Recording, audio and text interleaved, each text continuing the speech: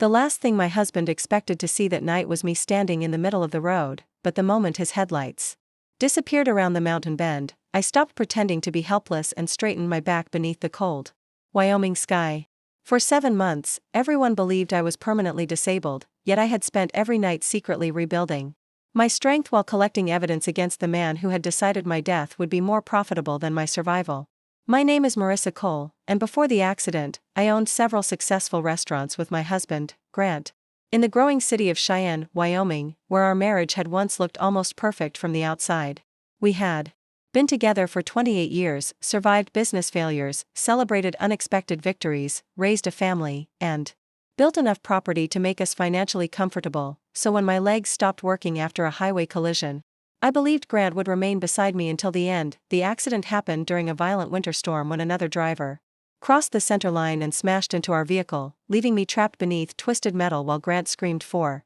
help through a windshield shattered with ice. When I finally woke in the hospital, doctors explained that my spinal nerves had suffered severe damage, and Grant held my hand in front of nurses and relatives while promising that nothing could ever make him abandon the woman he had loved for nearly 3 decades. For months, I believed every word because Grant acted like the devoted husband everyone wanted him to be, pushing my wheelchair through rehabilitation halls, bringing flowers, answering doctors' questions, and telling visitors that caring for me was the greatest responsibility of his life. Then one evening, while I was recovering at a private rehabilitation center outside Cheyenne, something astonishing happened when I felt a faint electric pulse travel through my left foot, followed by the smallest movement of my toes. I nearly screamed with happiness because after years of medical uncertainty, my body had finally given me proof that the door to walking might not be completely closed. Instead of calling Grant immediately, I decided to surprise him after dinner, but when I searched for him and found his chair empty, I heard his voice through a half-open service corridor door and realized the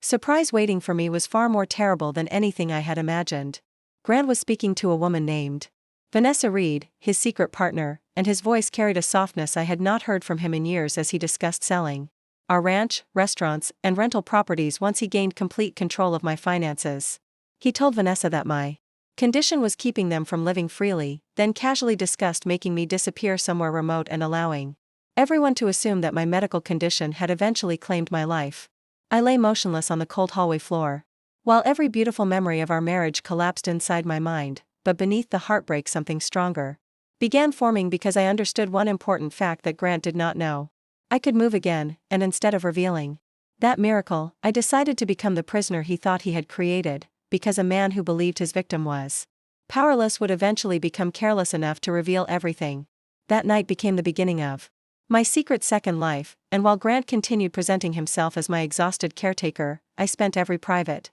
moment strengthening my legs against the bedroom wall and practicing small movements whenever he was asleep. I learned to stand for a few seconds, then 20 seconds, then several minutes, and eventually I could cross the dark hallway slowly enough to avoid making the floorboards complain beneath my feet. Grant soon brought Vanessa into our home, under the excuse that she was helping with household responsibilities, and I watched them treat my own bedroom like a private hotel while I remained seated in my wheelchair nearby with my face deliberately blank. Whenever Vanessa complained about feeding me, cleaning me, or dealing with my supposed helplessness, I stared through her as though I could barely understand language, even when every cruel word burned inside me. One afternoon, Vanessa deliberately spilled a bowl of hot soup across my wrist because she wanted to see whether I would react, and the pain nearly destroyed the careful mask I had built over months. I wanted to scream, stand, and force her to understand exactly how much strength remained inside me, but I kept my expression empty while Grant laughed and told her that I could no longer understand what happened around me. That mistake became one of the greatest gifts they ever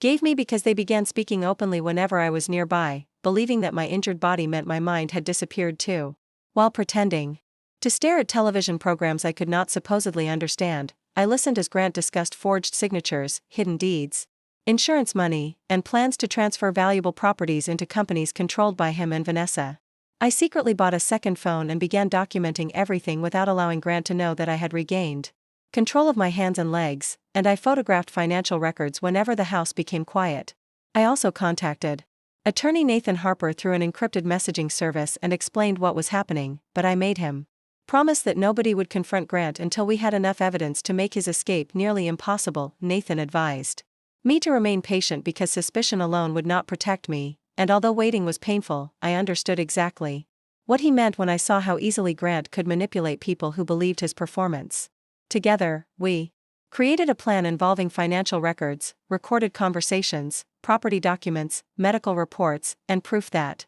Grant had deliberately abandoned me in a place where he expected me to die. Every night after Grant fell asleep, I turned into someone completely different from the helpless woman everyone saw during daylight hours, crawling from the bedroom, standing against furniture, walking through the house, and searching drawers for documents. One night I nearly ruined everything when I knocked a wooden chair against the floor, and Grant suddenly appeared in the hallway, forcing me to collapse onto the carpet and pretend that I had fallen asleep. He kicked the edge of my wheelchair and muttered that I was becoming more troublesome every day before dragging me back toward the bedroom, never realizing that my eyes were open just enough to watch where he placed the documents he had been carrying. The humiliation hurt, but I used it as fuel because every time Grant underestimated me, he gave me another reason to keep going until the moment his own confidence destroyed him. Eventually Nathan discovered that Grant had arranged a meeting with an insurance representative and intended to travel into the mountains with me before reporting that I had wandered away from the vehicle. We realized that his plan was no longer simply financial fraud because he had chosen an isolated location, removed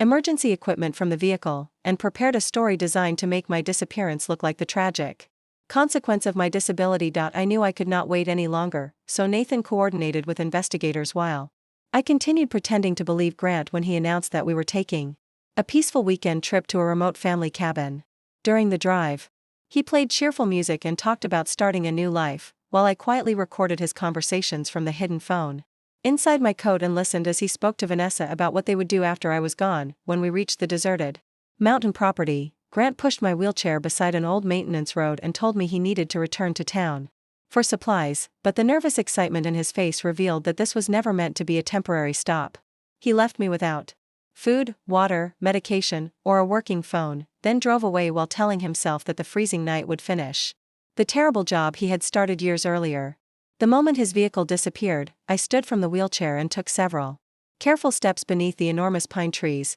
feeling tears roll down my cheeks as my legs carried me farther than I had dared to walk during all those secret nights. Then I called Nathan, and when he answered, I told him that Grant had finally completed the final piece of the trap, because I had his recorded confession, proof of financial fraud, and physical evidence of deliberate abandonment. Nathan told me that investigators were already moving toward the mountain road and that officers would meet me before Grant could reach our home, but I asked them to let me return with them because I wanted to witness the moment his carefully constructed world finally collapsed. I placed the wheelchair beside the road, wiped the tears from my face, and began walking toward the approaching headlights with a strange peace I had not felt since before the accident. The police convoy arrived shortly afterward, and the lead investigator stared in disbelief when I approached on my own feet instead of waiting for the medical team to lift me from the chair. I explained that my recovery had been hidden for 7 months because I needed Grant to believe I was powerless, and Nathan immediately handed the investigators the evidence package containing recordings, property documents, financial photographs, medical testimony, and messages connecting Grant to Vanessa. When we reached my neighborhood, the house looked exactly as it always had from the outside, with warm lights glowing through the windows and the carefully maintained garden appearing almost peaceful beneath the darkness. Inside, however, Grant and Vanessa were celebrating over expensive champagne, while discussing how quickly they could sell my restaurants, collect my insurance money, and finally live together without the woman they believed was already dying somewhere in the mountains. I asked the officers to wait before entering because I wanted Grant to hear my voice before he saw the handcuffs, and when I opened the front door, their laughter died so suddenly that the silence felt almost physical. Grant turned toward me with a glass in his hand, his face losing every trace of color as he watched me walk through the room, while Vanessa stumbled backward and stared at my legs as though she had just seen someone return from the dead. Grant tried to speak, but I raised one hand and told him that the woman he had abandoned on the mountain was not helpless, confused, or dead, and that I had heard every conversation he thought I could never understand.